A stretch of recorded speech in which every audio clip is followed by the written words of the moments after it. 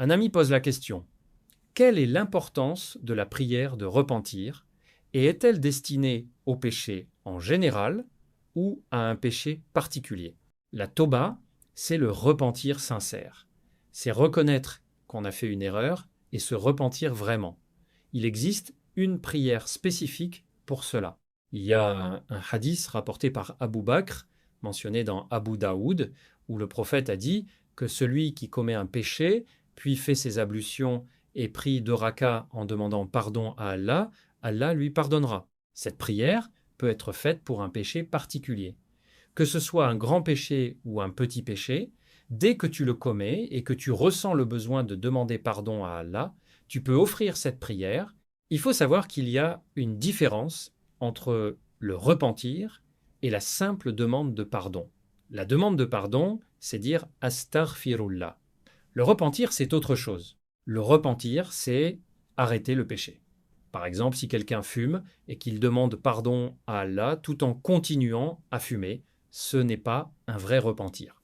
Le repentir doit être accompagné de 3 conditions: regretter sincèrement ce qu'on a fait, arrêter complètement ce péché et avoir la ferme intention de ne plus jamais le recommencer. La demande de pardon seule, sans intention réelle de changer, n'est pas acceptée. Comment peut-on obtenir un vrai pardon si on continue à faire la même chose? Le repentir doit venir du cœur. Il faut aussi savoir que personne ne sait ce qui l'attend après la mort. C'est pourquoi il faut se repentir sincèrement et demander pardon à Allah régulièrement.